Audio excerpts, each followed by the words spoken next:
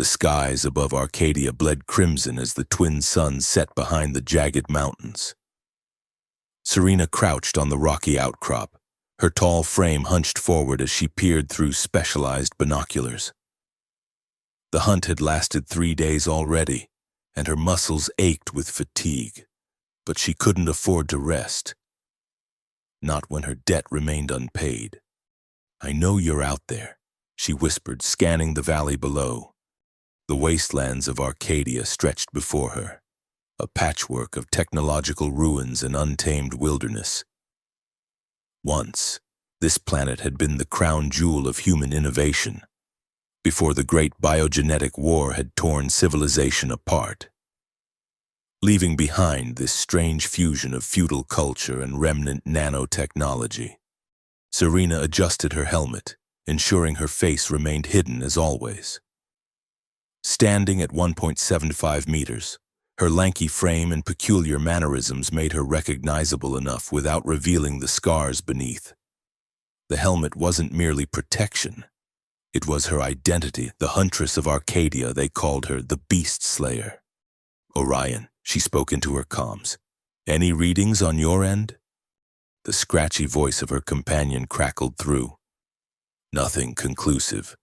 But the noble beast doesn't leave traditional heat signatures, remember? It's different." Orion was the closest thing Serena had to a friend, an eccentric alchemist who blended ancient knowledge with nanotechnological innovations. His laboratory was a chaotic mess of bubbling concoctions and disassembled tech, but his mind was sharper than any blade Serena had ever wielded. "A different doesn't pay Queen Lysandra's bounty," Serena muttered, "and I need that payment. You know what they say about Lysandra's gold?" Orion's voice carried a note of warning. "It comes with chains heavier than the coins themselves." Serena snorted. "Save your metaphors for someone who can afford them." Queen Lysandra, though queen was merely her preferred title. King being the traditional honorific for Arcadia's ruler regardless of gender, ruled the neighboring kingdom with an iron fist. Tales of her cruelty spread far and wide, but her gold spent the same as any others. And Serena needed that gold if she was ever to rebuild what remained of her slaughtered clan.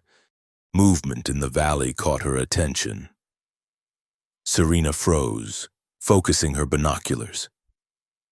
There, a flash of iridescent scales, a glimpse of something massive slinking between the ruins. The noble beast, exactly as described in Lysandra's bounty notice, a creature of impossible proportions and otherworldly beauty. A beast that shouldn't exist. "I've spotted it," she whispered, moving southeast toward the old research facility. "Serena, wait." Orion's voice took on an urgent tone. "Something's not right about this hunt. I've been analyzing the data you sent earlier. This creature, it's not what Lysandra claims." "Save it," Serena cut him off. "I need this bounty." She descended the rocky slope with practiced agility, her boots barely making a sound on the loose stones. Years of hunting had taught her to move like a shadow, to become as invisible as the wind. The weight of her specialized nanoblade pressed against her back, reassuring in its presence. As she approached the research facility, a crumbling structure of concrete and twisted metal, Serena slowed her pace. The beast had disappeared inside, but it wasn't alone. Human voices echoed from within. Soldiers, by the sound of their regulated speech patterns. Lysandra's men. Serena frowned beneath her helmet. The queen hadn't mentioned her troops would be involved. This complicated matters. Creeping closer, she positioned herself behind a fallen column, peering through a shattered window into the facility's main chamber. Inside, a dozen soldiers in the crimson uniforms of Lysandra's elite guard surrounded a magnificent creature. The noble beast stood taller than 2 men, its body a seamless blend of feline grace and reptilian power. Scales shifted color with each movement, from deep azure to emerald green, creating an effect like liquid light flowing across its form. But it was the eyes that caught Serena's attention, intelligent, sorrowful, glowing with an inner blue light that seemed to pierce straight through her helmet to her soul. The beast was cornered, its massive body tense with ready energy. The soldiers had formed a semicircle around it, weapons raised. At their center stood a young man in ornate armor, clearly of royal blood by the insignia on his chest. Prince Darius, one soldier addressed him. "We should wait for the specialist. This creature is unpredictable." "My mother grows impatient," the prince replied, his voice carrying the entitled arrogance of youth raised in luxury. "She wants this beast captured today. Its properties are essential to her research." Serena's grip tightened on her weapon. This wasn't a simple hunt. The royal family was involved directly, which meant the bounty was merely a pretense. Whatever Lysandra wanted with the beast, it wasn't just about eliminating a threat. The creature growled, a sound that resonated at a frequency Serena felt in her bones rather than heard with her ears. The soldiers raised their weapons higher. "Careful," Prince Darius warned, stepping forward. "We need it alive and intact." What happened next occurred so quickly that Serena barely had time to process it. The noble beast, seemingly docile in its cornered position, suddenly lunged forward with impossible speed. Before anyone could react, it was upon the prince, massive claws tearing through the royal armor as if it were paper. Blood sprayed across the chamber as the beast ripped into the human's chest. The prince didn't even have time to scream. Chaos erupted. Soldiers fired their weapons, energy blasts scorching the air. The beast roared in pain but didn't retreat. Instead, it tore through 3 more soldiers with terrifying efficiency before bounding toward the exit, directly toward Serena's hiding place. She had milliseconds to decide, reveal herself and fight, or remain hidden and let the beast escape. The bounty demanded the creature's capture. But this situation had spiraled far beyond a simple hunt. The prince was dead, Lysandra's son, murdered before Serena's eyes. The beast burst through the wall beside her, showering her with debris. Their eyes met, human and inhuman, locked in a moment of unexpected recognition. The creature paused, its massive head tilting slightly as if in curiosity. Then, with another bone-shaking growl, it leaped past her and disappeared into the wasteland. "A halt, intruder!" a soldier's voice called out. Serena cursed under her breath. She'd been spotted. Turning, she found herself facing the barrel of an energy rifle. "Remove your helmet," the soldier commanded. "Identify yourself." Trapped between revealing her identity and fighting her way out, Serena chose the latter. Her nanoblade hummed to life, its edge glowing with destructive potential. With a practiced movement, she sliced through the rifle barrel before the soldier could fire, then knocked him unconscious with the hilt. More shouts echoed from the facility. She had seconds before the entire squadron would be upon her. With no other choice, Serena fled in the same direction as the beast, her mind racing with the implications of what she'd just witnessed. Queen Lysandra's youngest son was dead, torn apart by the very creature Serena had been hired to capture. And she had been seen at the scene. From hunter to hunted, her status had changed in the blink of an eye. "Orion," she hissed into her comms as she ran, "we have a problem." "Let me guess." His voice crackled back, heavy with sarcasm. "You've managed to complicate a straightforward hunt in some spectacularly disastrous way?" Prince Darius is dead. The beast killed him. I was spotted." Silence stretched for several seconds. Then, "Get back here. Now. Before Lysandra puts a price on your head that makes every bounty hunter in Arcadia look twice."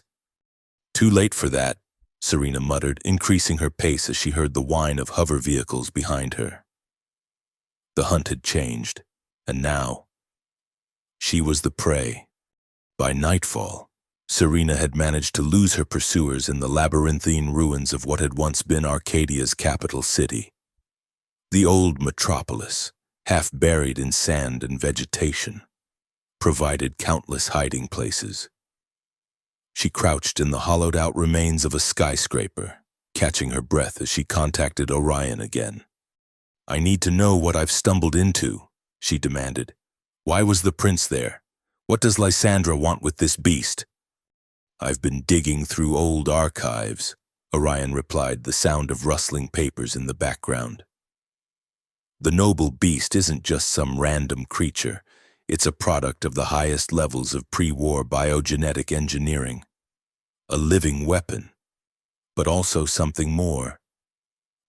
More cryptic nonsense. Exactly what I need right now," Serena said, her voice dripping with dark humor.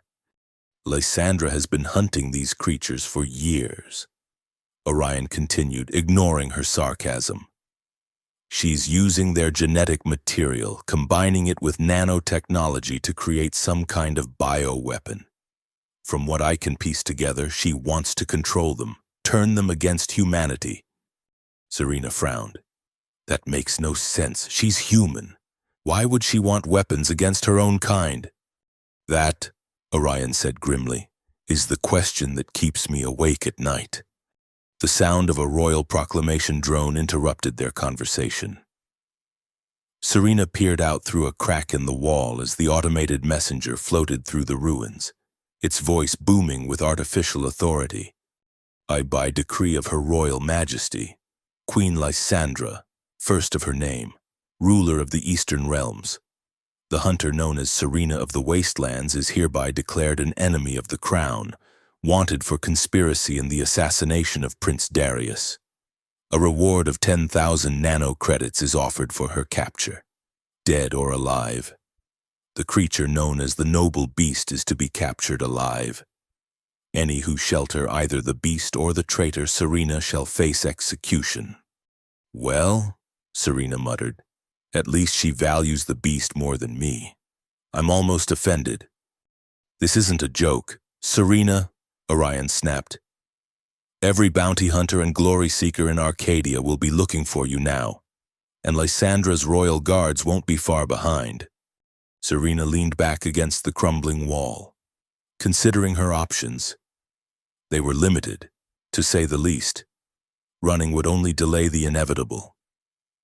Fighting would mean certain death against Lysandra's forces. That left only one viable option, however insane it might seem. "I need to find the beast," she said. "Have you lost your mind?" Orion's voice rose in pitch. "That thing just ripped apart the Prince of the Realm." "Exactly, which makes it the only creature in Arcadia that Lysandra fears more than she hates me." Serena stood, checking her weapons. "Besides, I saw its eyes. Orion, there was intelligence there, and pain. This isn't just some mindless killer." "Oh, fantastic. Now you're sympathizing with the chest-ripping monster. That's a wonderful development." "Despite everything," Serena smiled beneath her helmet, "I need you to do something for me. Find everything you can about these beasts, their weaknesses, their origins, anything that might help me approach this one without ending up like the prince. And what will you be doing while I'm risking my neck accessing forbidden archives?" "What I do best," Serena replied, moving toward the exit. "Hunting." But this time she wasn't hunting to kill or capture. She was hunting for answers and perhaps an unlikely ally. The proclamation had an unexpected effect on the people of Arcadia. By morning, the wasteland settlements were buzzing with discourse. Queen Lysandra had never been popular among the common folk, her reign marked by excessive taxation and brutal suppression of dissent. Prince Darius, known for his cruelty that mirrored his mother's, was mourned only in official ceremonies. In taverns and marketplaces, hushed conversations painted Serena not as a traitor but as a folk hero, the hunter who had orchestrated justice against the tyrannical royal family. Some even whispered that the noble beast was an agent of divine retribution, sent to punish the sins of the monarchy. Serena, oblivious to her newfound status, tracked the beast through the wasteland with singular focus. The creature was injured. Energy weapon burns had left a trail of iridescent blood droplets that glowed faintly in the pre-dawn light. The trail led her deep into the forbidden territories, areas still radioactive from the ancient war. Her helmet's filters protected her from the worst of the contamination, but even so, Serena felt a creeping nausea as she ventured deeper. Few dared to enter these lands, which made them the perfect hiding place for a wounded creature seeking refuge. The trail ended at the mouth of a massive cave, half hidden by overgrown vegetation. Serena paused, her hand resting on her nanoblade. Every instinct told her to proceed with caution, or better yet, to turn back altogether. But something else, something she couldn't quite name, urged her forward. The cave interior was illuminated by an ethereal blue glow, the same color as the beast's eyes. As Serena moved deeper, the source of the light became clear. Bioluminescent fungi clung to the walls, responding to some unknown stimulus with gentle pulses of light. The effect was both beautiful and unsettling. A low growl echoed from the depths of the cave. Serena froze, her hand tightening on her weapon. "I'm not here to hurt you," she called out, feeling slightly ridiculous addressing a creature that had just eviscerated 4 humans without hesitation. The growl came again, closer this time. From the shadows emerged the noble beast, its massive form moving with liquid grace despite its injuries. Burns marred its iridescent scales, and its breathing was labored, but its eyes, those piercing blue orbs, remained fixed on Serena with unnerving intelligence. "They hurt you," Serena said, slowly lowering her weapon. "Let me help." The beast tilted its head, an almost human gesture of confusion or curiosity. Then, to Serena's astonishment, it sank to the ground, exposing its wounded flank in what could only be interpreted as a gesture of acceptance. Moving carefully, Serena approached. The creature's scales were warm to the touch, vibrating slightly with each labored breath. From her pack, she retrieved a medical kit, designed for humans but better than nothing. "This might sting," she warned, applying a regenerative gel to the worst of the energy burns. The beast flinched but remained still, its eyes never leaving her face, or rather, her helmet. As she worked, Serena found herself talking, filling the silence with words in a way she rarely did with humans. "I'm wanted now, same as you. Lysandra thinks I helped you kill her son. Didn't realize royal blood splattered the same color as everyone else's." The beast made a sound, not quite a growl, almost a chuff, that Serena could have sworn was acknowledgement, perhaps even dark amusement. "You're not what they say you are you?" she continued, finishing with the wounds. "Not just some mindless predator. You targeted the prince specifically. Why?" As if in answer, the beast shifted, revealing something Serena hadn't noticed before. Around its neck was a collar of sorts, made of metal that seemed to shimmer and move of its own accord. Nanotechnology, embedded in the creature's flesh. "They were controlling you," Serena breathed, understanding dawning. "Lysandra's people, that's why you attacked." Her comms crackled to life, startling both of them. "Serena, are you there?" Orion's voice sounded urgent. "I'm here," she responded, keeping her eyes on the beast. "And I've found our noble friend. Get away from it now." Orion's panic was palpable. "I've uncovered Lysandra's research. She's been experimenting with nanotech mind control, using these beasts as test subjects. They're implanted with devices that can override their will. But the control isn't perfect. Sometimes the creatures break free momentarily, usually with violent results." Serena looked at the collar again, noticing how the beast's scales around it were inflamed and irritated. I think this one broke free right when it saw the prince. That makes sense. Emotional triggers can disrupt the control. But Serena, listen to me. Lysandra isn't just creating weapons. She's preparing for something bigger. Her research notes mention reclaiming humanity's rightful place and purification of inferior genetic lines. She's planning genocide. The beast growled softly, as if it understood the gravity of Orion's words. How do I remove the control device? Serena asked, studying the collar more closely. You don't, Orion replied bluntly.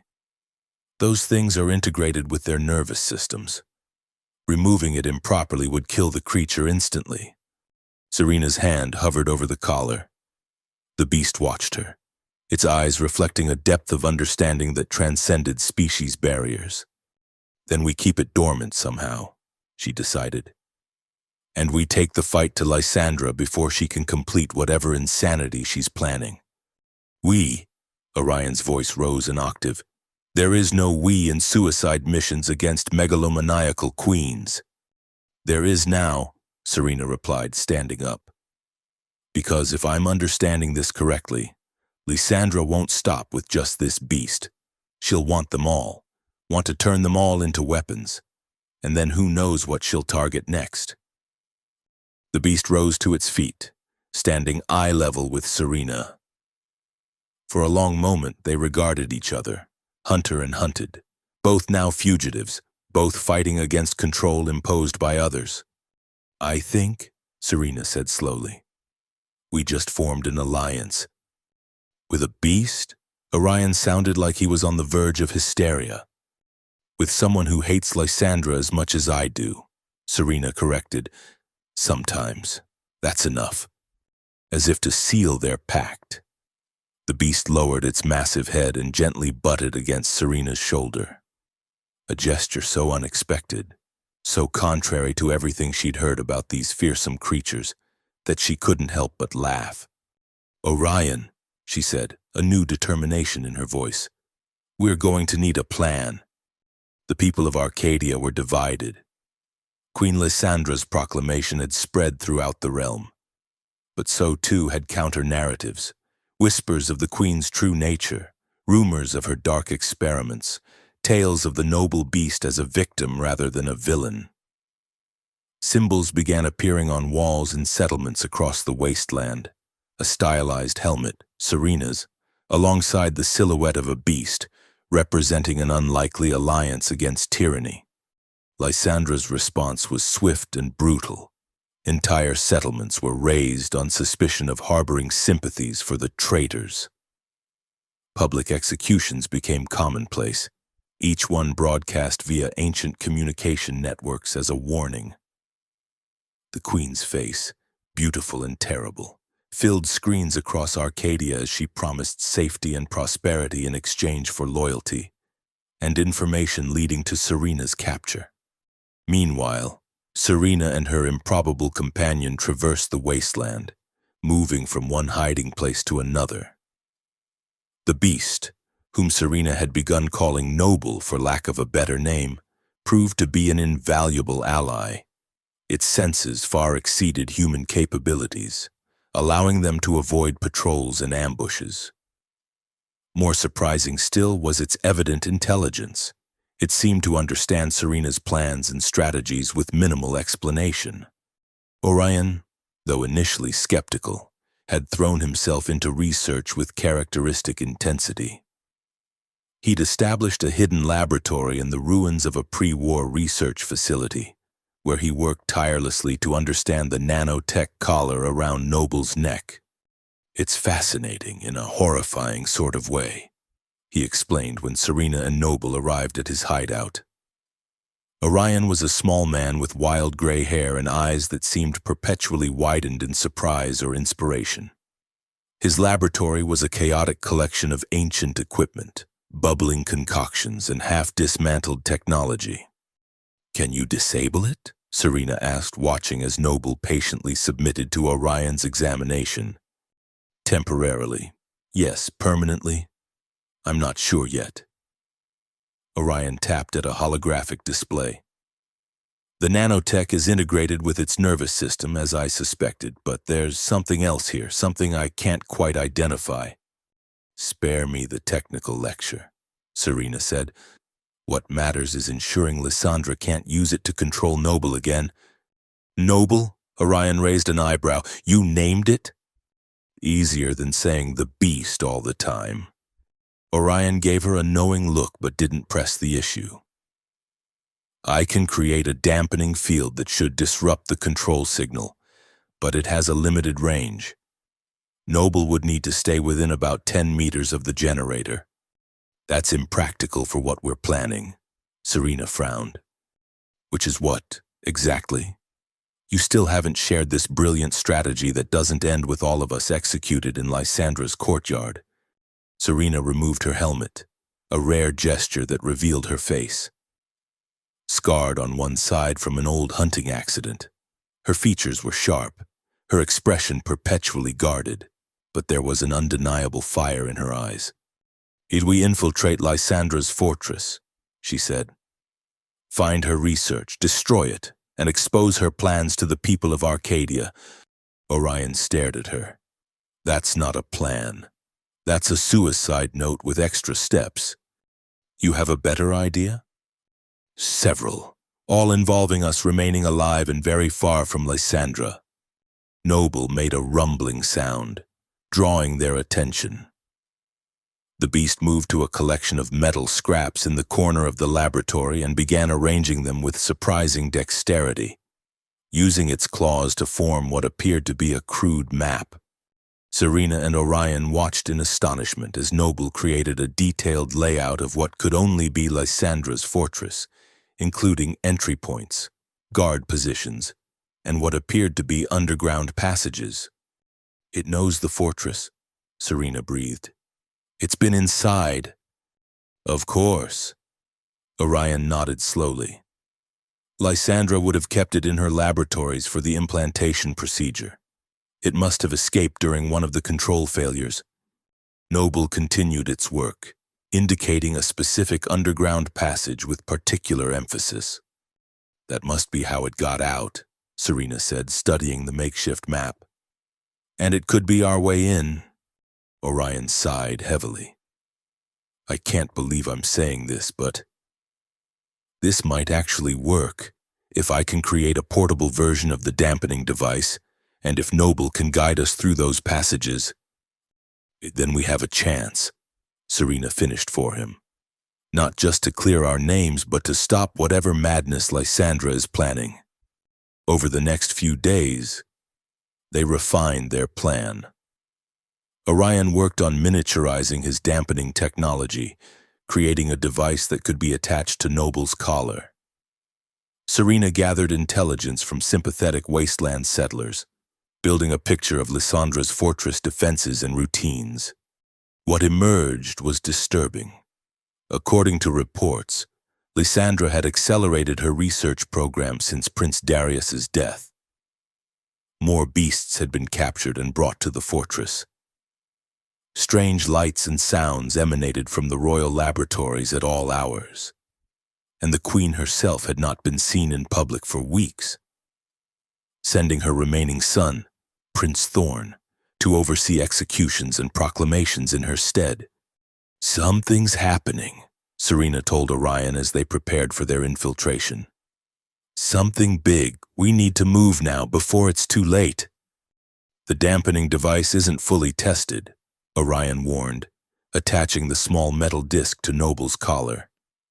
"It should prevent Lysandra from taking control, but I can't guarantee for how long."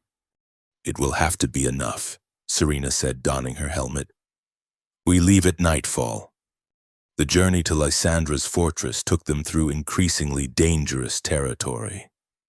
Royal patrols had intensified, and bounty hunters scoured the wasteland for signs of Serena or the beast. They traveled by night, hiding during the day in ruins and caves. Noble proved to be more than just a guide. It became a protector. Twice they encountered bounty hunters who managed to track them, and twice the beast dispatched them with efficient, almost merciful quickness. "Serena," who had spent her life hunting creatures like Noble, found herself humbled by its restraint and intelligence. As they neared the fortress, the landscape changed. The wasteland gave way to cultivated fields and organized settlements, the heartland of Lysandra's domain. Here, the propaganda was inescapable. Holographic projections of the Queen's face adorned buildings and roadways, her voice a constant presence promising security and prosperity in exchange for obedience. "How do people live with this?" Serena muttered as they crouched in the shadow of an abandoned barn, waiting for night to deepen. "Fear is a powerful motivator," Orion replied. "So is the promise of safety, especially in a world as dangerous as ours." Noble made a soft growling sound, its eyes fixed on the distant silhouette of the fortress. Rising from the center of a small city, Lysandra's stronghold was a blend of ancient architecture and modern technology, stone walls reinforced with energy shields, guard towers equipped with automated defense systems, and at its heart, a central keep that pulsed with an eerie blue-green light. "That's where the laboratories are," Orion said, following Noble's gaze. "The light comes from the energy cores powering her experiments. And that's our target," Serena confirmed.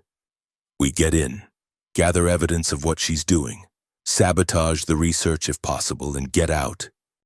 "When you say it like that, it almost sounds simple," Orion said with a nervous laugh. "It never is," Serena replied, checking her weapons one last time. "Noble, you're sure about this entrance?" The beast nodded, a disturbingly human gesture that still caught Serena off guard. "Then let's move. Stay close, stay quiet, and if anything goes wrong, we improvise." Under cover of darkness, they approached the fortress from its eastern side, where the city's sewage system emptied into a polluted river. The stench was overwhelming, but it provided perfect cover. Few guards willingly patrolled this area. Noble led them to a rusted grate partially submerged in filthy water. With impressive strength, it pried the grate open, revealing a narrow tunnel barely large enough for the beast to squeeze through. "You couldn't have escaped through somewhere more pleasant?" Orion whispered, wrinkling his nose. Noble made a sound suspiciously like a chuckle. One by one, they entered the tunnel. Serena went first, her helmet's filters making the stench barely tolerable. Orion followed, clutching a pack of equipment and muttering complaints under his breath. Noble came last, its massive body contorting to fit through the confined space. The tunnel gradually widened and rose, eventually connecting to what appeared to be an ancient maintenance shaft. From there, Noble guided them through a labyrinth of forgotten passages, remnants of the original fortress, built long before Lysandra's reign. After what seemed like hours of creeping through darkness, they reached a heavy metal door. Beyond it, according to Noble's makeshift map, lay the lower levels of Lysandra's laboratories. "Wait," Orion whispered, pulling out a small device. "Let me check for security systems." The device emitted a soft blue light as he swept it across the doorframe. "2 alarm triggers and a biometric lock. Nothing I can't handle, but it will take time." "How much time?" Serena asked, keeping watch down the dark corridor behind them. 10 minutes, maybe 15. "Make it 5, she replied. "I don't like how quiet it's been. Too easy." As if summoned by her words, a distant sound echoed through the passage, the rhythmic footsteps of approaching guards. "Work faster," Serena hissed, drawing her nanoblade. "Noble, with me."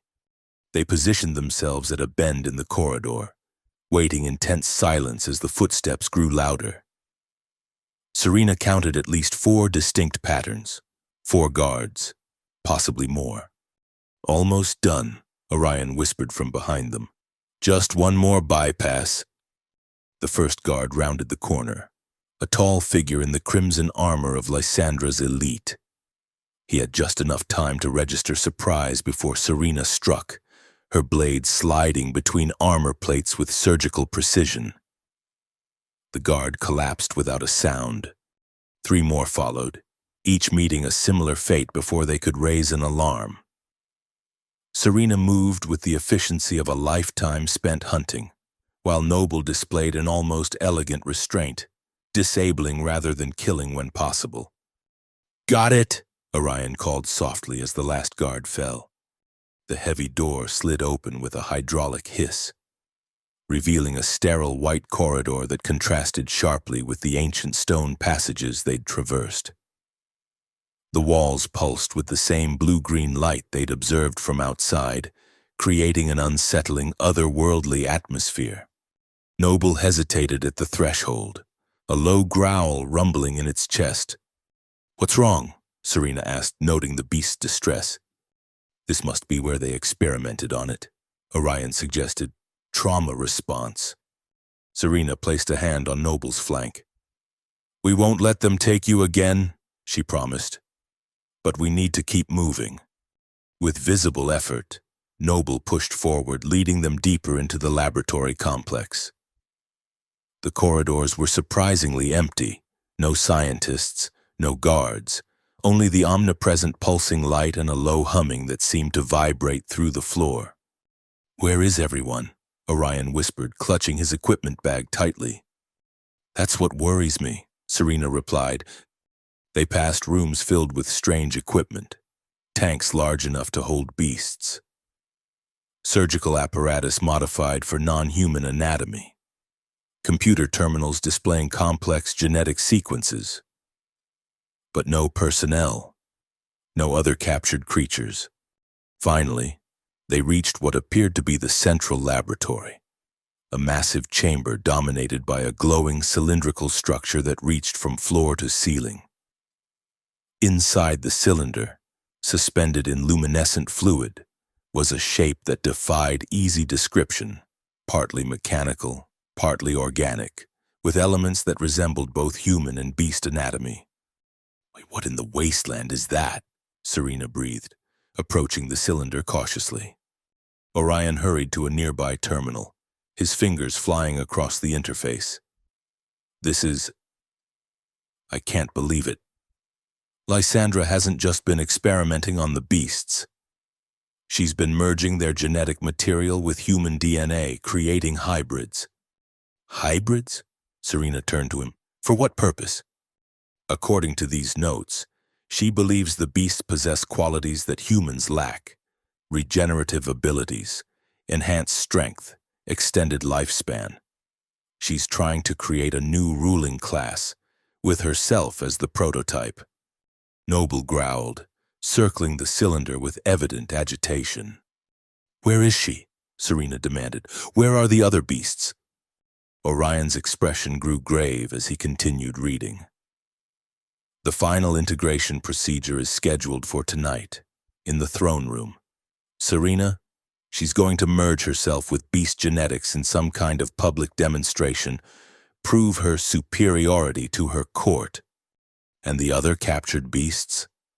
That they're being harvested, their genetic material extracted, their bodies discarded." Noble's growl became a roar of anguish and rage. The beast charged toward another door, smashing through it with terrifying force. "Noble, wait!" Serena called, running after it. Beyond the shattered door lay a horror scene. Dozens of tanks lined the walls, each containing a beast in various states of dissection. Machines hummed as they extracted fluids and tissue samples from the once magnificent creatures. Some were clearly dead, others twitched in seeming half-life, trapped between existence and oblivion. Noble stood in the center of the room, its massive body trembling with fury and grief. The collar around its neck sparked and flashed as the emotions triggered fluctuations in the nanotechnology. "We need to shut this down," Serena said, her voice tight with disgust. "All of it." "By the central power core." Orion pointed to a schematic on a nearby screen. "If we overload it, it should destroy the entire research facility." "Will the beasts feel it, the ones still alive?" Orion hesitated. "It would be quick. quicker than what Lysandra has planned for them. Serena nodded grimly. Do it. But first, download everything. The people need to know what their queen has been doing. As Orion worked to extract the research data and set up the overload sequence, Serena approached Noble. The beast had moved to one of the tanks containing a smaller specimen, perhaps a juvenile of its kind. Its claws gently touched the glass, leaving faint scratches in their wake. I'm sorry, Serena said softly, removing her helmet to meet Noble's gaze directly. I didn't know. None of us knew it had gone this far. Noble's eyes, those impossibly intelligent blue orbs, fixed on hers with an intensity that transcended words. In that moment, Serena felt a connection she'd never experienced before, not with any human or creature. A shared pain, a shared purpose. We'll make her pay, she promised, for all of them. Serena, Orion's urgent voice broke the moment. We have a problem. The overload sequence triggered some kind of alarm, and there's something else. Lysandra's integration ceremony is happening now. We're out of time. As if to confirm his words, the entire facility shuddered. Emergency lights flashed red, and a computerized voice announced, "Security breach detected. Containment protocols initiated.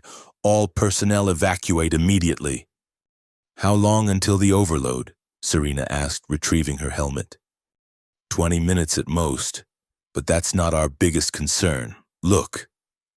Orion pointed to a monitor showing the throne room. On the screen, Queen Lysandra stood before an assembled court of nobles and military officers. She was beautiful in a cold, perfect way, tall and regal, with features that seemed almost too symmetrical to be natural. Behind her, in a massive cage, writhed the largest beast they had yet seen, its scales shifting between deep crimson and gold. My loyal subjects. Lysandra's voice echoed through the laboratory's speakers. Today marks the beginning of a new era for our kingdom. Indeed, for humanity itself. Through science and sacrifice, I have discovered the path to our evolution. Noble growled at the screen, its attention fixed on the caged beast. That one's different, Orion noted. Larger, more developed. The coloration suggests it might be an alpha specimen. Their king, Serena murmured, remembering old wasteland tales of beast hierarchies. Lysandra captured their king. On screen, Lysandra approached the cage. For too long, humanity has been weak, plagued by disease, limited lifespans, and biological frailty. The creatures we call beasts represent what we could become, what I shall become, as your eternal queen. Guards wheeled forward a contraption that resembled a twisted throne, covered in needles and tubes. Lysandra seated herself upon it, unflinching as the needles pierced her flesh. Tubes connected her to the caged beast, which roared in pain and fury. The transfer begins, she announced, her voice taking on an almost ecstatic quality. Witness my ascension. The beast in the cage convulsed as machinery hummed to life. Its essence, its very life force, it seemed, began flowing through the tubes toward Lysandra. The queen's body trembled, her back arching as she absorbed what was being stolen from the creature. We need to stop this, Serena said, already moving toward the exit. Now. The throne room is at the top of the central keep, Orion protested. We'll never reach it in time, especially not with the alarms triggered. Noble made a decisive sound, nudging them both toward a different corridor than the one they'd entered through. You know another way? Serena asked. The beast nodded, its intent clear. Lead on, she said, readying her weapons. Orion, stay close. Noble guided them through a series of maintenance shafts and emergency stairwells, routes that bypassed the main corridors where guards would be responding to the alarms. They climbed higher and higher within the fortress, the sounds of chaos growing around them as the evacuation proceeded. The closer they got to the throne room, the more Noble's behavior changed. The beast became increasingly agitated, its movements jerky and uncoordinated. The collar around its neck sparked more frequently. "The dampening device is failing," Orion warned, checking a small monitor. "We're getting closer to the control signal's source." "How much longer will it hold?" Serena asked. "Minutes at best, and when it fails..." "Lysandra takes control of Noble," Serena finished grimly. "We need to move faster." They emerged from a service door into an ornate corridor just one level below the throne room. Here, the evacuation was in full swing, nobles and courtiers fleeing in panic, guards rushing to their posts. In the confusion, Serena, Orion, and Noble managed to blend in, moving against the flow of evacuees toward their target. A massive staircase led up to the throne room doors, guarded by a dozen elite soldiers. Beyond them, through the partially open doors, Serena could see the ceremony continuing despite the alarms. Lysandra still seated on her grotesque throne, now glowing with unnatural light as the beast in the cage weakened visibly. "We'll never get past those guards," Orion whispered. "We don't have to," Serena replied, pointing to a decorative balcony that wrapped around the upper portion of the throne room. There, using the chaos as cover, they slipped into a side passage and found a narrow staircase leading to the balcony level. Noble moved with surprising stealth for its size, keeping to shadows and alcoves. They reached the balcony just as Lysandra rose from her throne, her transformation evident even from a distance. Her skin pulsed with the same iridescence as a beast's scales, her eyes glowing with unnatural light. When she spoke, her voice carried a resonant quality that hadn't been there before. "The integration is complete," she announced to her terrified court.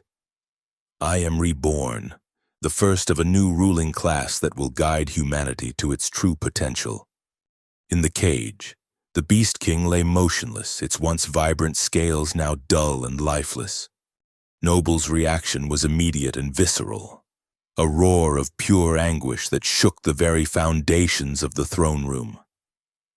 All eyes turned toward the balcony as the beast leaped over the railing, landing with earth-shattering force on the throne room floor. "The escaped specimen," Lysandra said, her transformed voice eerily calm. "How convenient that you've returned to us." She raised her hand, and Noble's collar began to glow with the same light as her eyes. The beast froze mid-stride, its body rigid with the effort of fighting the control. "You see my subjects," Lysandra continued, addressing the stunned court. "This is the power I now wield. These creatures, these stepping stones to our evolution, bend to my will." Serena didn't hesitate. With Orion close behind, she slid down a column to the throne room floor, her nanoblade humming to life. "Release it," she demanded, advancing on Lysandra. "Release them all." The Queen's gaze shifted to Serena, recognition dawning in those inhuman eyes. "The hunter, the one who witnessed my son's demise. How appropriate that you should be here to witness my rebirth." Guards moved to intercept Serena, but Lysandra waved them back. "No. Let her approach. Let her see what true power looks like." Serena continued forward, her blade raised. "I've seen what your true power does. I've seen the laboratories, the harvested beasts. You're not creating evolution. You're committing genocide. Sacrifices are necessary for progress," Lysandra replied dismissively. "These creatures serve a greater purpose as part of me than they ever could in the wasteland." "They're not yours to take," Serena said now within striking distance. "Neither is Noble, or any of them." Lysandra laughed, a sound like breaking glass. "Noble? You named it? How quaint, but ultimately meaningless. It belongs to me now, as do you." With a gesture from the Queen, Noble lurched forward, positioning itself between Lysandra and Serena. The beast's eyes flickered between their natural blue and the sickly green of Lysandra's control. "Kill her," Lysandra commanded. Noble fought the order, its massive body trembling with the effort of resistance. The collar sparked violently as the dampening device failed completely. "Noble," Serena said, lowering her blade slightly. "Remember who you are. Remember what she did to your kind." For a moment, the beast's eyes cleared, recognition flashing across its features. Then Lysandra's control reasserted itself, and Noble lunged forward with deadly intent. Serena barely managed to dodge, the beast's claws tearing through her armor instead of her flesh. She rolled to her feet, unwilling to use her blade against her ally. "Noble, fight it," she called, continuing to evade the beast's attacks. "Fight her!" Orion, meanwhile, had made his way to the machinery connected to Lysandra's throne. "The integration isn't stable yet," he called to Serena. "If I can reverse the flow—" "Stop him," Lysandra ordered her guards, but it was too late. Orion had already begun the reversal sequence, his fingers flying across the control panel. The effect was immediate and dramatic. Lysandra screamed as the stolen essence began flowing back toward the Beast King's cage. Her perfect features distorted, the iridescence fading from her skin. "No!" she shrieked. "What have you done?" Her control over Noble wavered, then broke entirely. The beast shook its head as if clearing it, then turned toward Lysandra with deadly purpose. "Guards," the queen called, panic evident in her voice. "Protect your queen." But the guards, witnessing their monarch's transformation and now its reversal, hesitated. Some even backed away, terror evident in their postures. Noble advanced on Lysandra, each step deliberate. The queen scrambled backward, her once regal bearing replaced by animal fear. "I stay back," she commanded, her voice cracking. "I am your queen, I command you." The beast ignored her, continuing its inexorable approach. When it reached her, Lysandra fell to her knees, all pretense of authority abandoned. "Mercy," she begged, raising her hands in supplication. "Please." Noble paused, its massive head tilting as if considering her plea. Then, with a movement too swift for the human eye to follow, it struck. The throne room fell silent as the noble beast ripped into the human's chest, then tore off the chains that had bound its king. Blood sprayed across the marble floor, but what flowed from Lysandra's wound wasn't entirely human. Streams of luminescent fluid mixed with crimson, and within her torn chest cavity. Technology pulsed and sparked. She was already altered. Orion breathed, staring at the dying queen. The integration wasn't her first transformation. Lysandra's eyes found Serena's as life faded from them. "You don't understand," she gasped. "I was saving us, the beasts. They're not what you think." Her final words dissolved into a gurgle as the light left her eyes. In death, her body continued to change, the stolen essence flowing back to the Beast King's cage through the machinery Orion had reversed. In the cage, movement stirred. The Beast King's scales regained their vibrant crimson and gold hues, its massive form rising slowly as strength returned. Noble approached the cage, making sounds Serena couldn't interpret, communication between the creatures. She realized, with powerful claws, Noble tore at the cage's locking mechanism until it gave way, freeing the Beast King. The two creatures stood face to face, a moment of recognition passing between them. Then, to the astonishment of everyone present, both beasts turned toward Serena. The throne room had emptied of most courtiers during the confrontation, leaving only a few stunned guards and officials to witness what happened next. The Beast King approached Serena, its movements deliberate and dignified despite its recent ordeal. When it reached her, it lowered its massive head in what could only be interpreted as a bow. Noble made a sound, almost like laughter, and nudged Serena forward. "I think," Orion said, approaching cautiously, "it's acknowledging you as an ally, maybe more." Before Serena could respond, the fortress shuddered violently. The power core overload they had initiated was reaching critical levels. "We need to evacuate," Orion urged. "This entire place is going to collapse in minutes."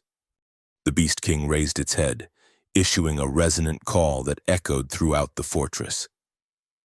From below, answering calls rose, other beasts, still alive in the laboratories, responding to their ruler. "They're coordinating," Serena realized. "Noble, can you lead them out?" The beast nodded, communicating something to the king before bounding toward the throne room exit. "Go with him," Serena told Orion. "Make sure as many beasts escape as possible, and I'll be right behind you." "What are you going to do?" Orion demanded. Serena looked at the fallen queen, then at the machinery that had nearly succeeded in stealing the Beast King's essence. "Make sure none of this can ever happen again." Orion hesitated, then nodded. "Be quick about it," he said, following Noble out of the throne room. Left alone with the Beast King, Serena moved quickly to the control panels. Using her nanoblade, she systematically destroyed every piece of equipment, ensuring that Lysandra's research could not be salvaged. The fortress continued to shake, pieces of ceiling beginning to fall around her. "Time to go," she muttered to herself, turning to leave. The Beast King blocked her path, its massive form imposing even in the spacious throne room. For a moment, Serena feared it might blame her for its captivity or seek revenge for her role as a hunter. Instead, it lowered itself, presenting its back in a clear invitation. "You want me to ride you?" Serena asked incredulously. The beast made an impatient sound as another section of ceiling collapsed nearby. "Right, questions later," Serena decided, climbing onto the creature's back. What followed was the most exhilarating escape of her life. The Beast King moved with impossible speed and agility, navigating the collapsing fortress with unerring precision.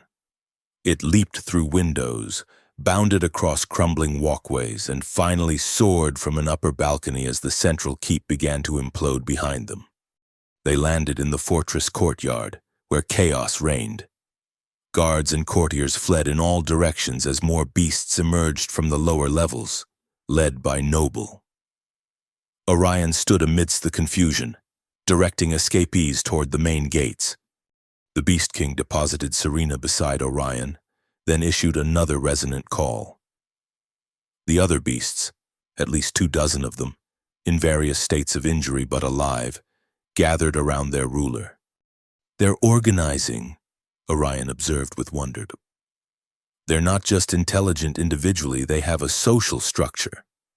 "Which makes what Lysandra did even worse," Serena said grimly. The fortress continued to collapse behind them, the power core overload reaching its final stage.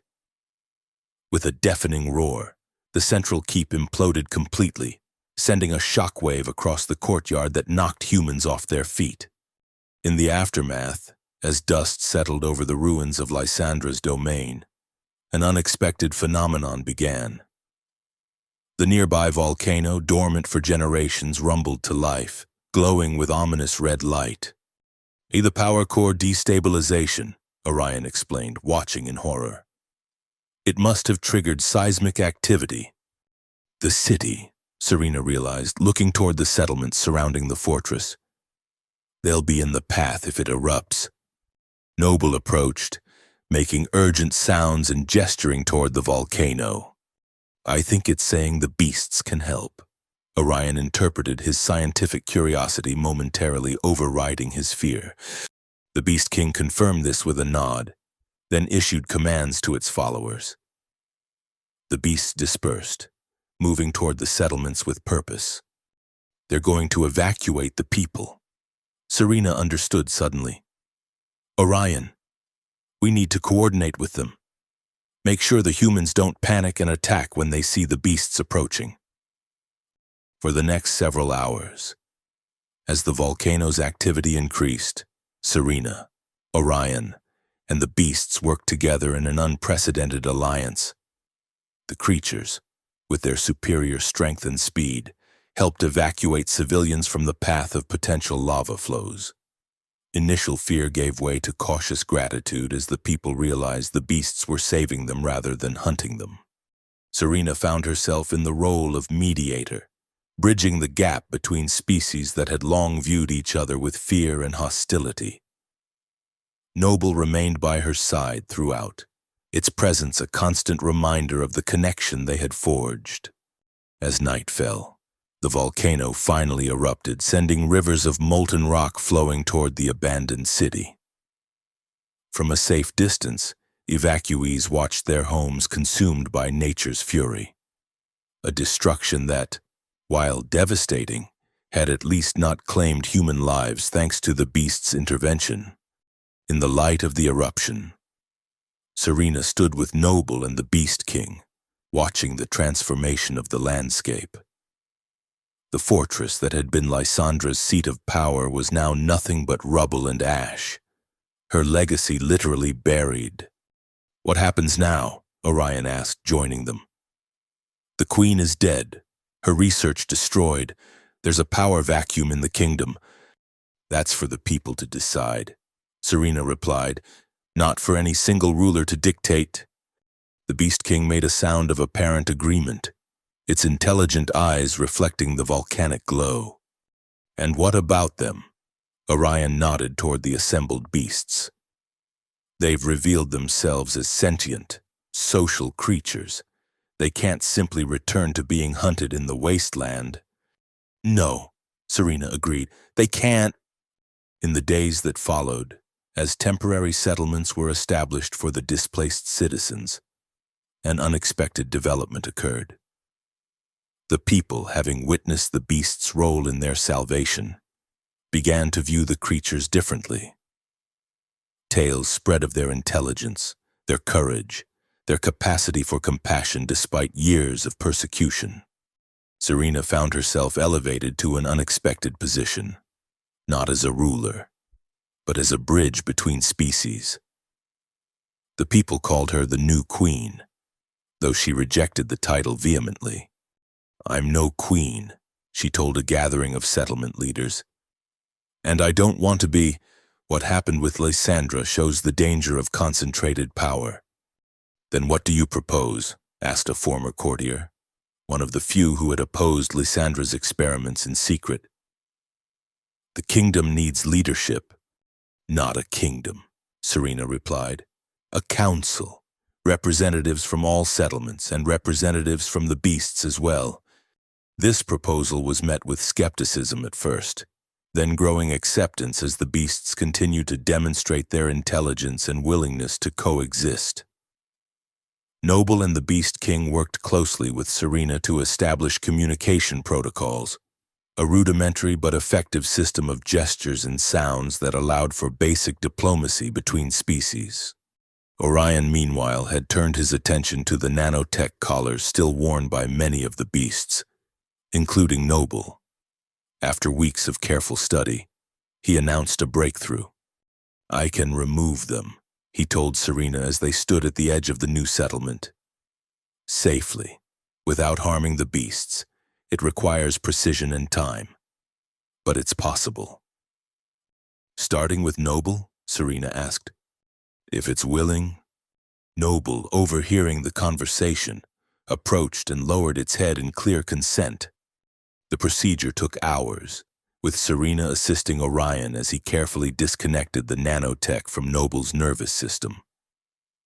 When the collar finally came free, the beast shuddered, a ripple passing through its entire body as if shedding an invisible weight. Noble raised its head, eyes clearer and more vibrant than Serena had ever seen them. A sound emerged from its throat, not a growl or roar, but something almost like speech, though in no human language.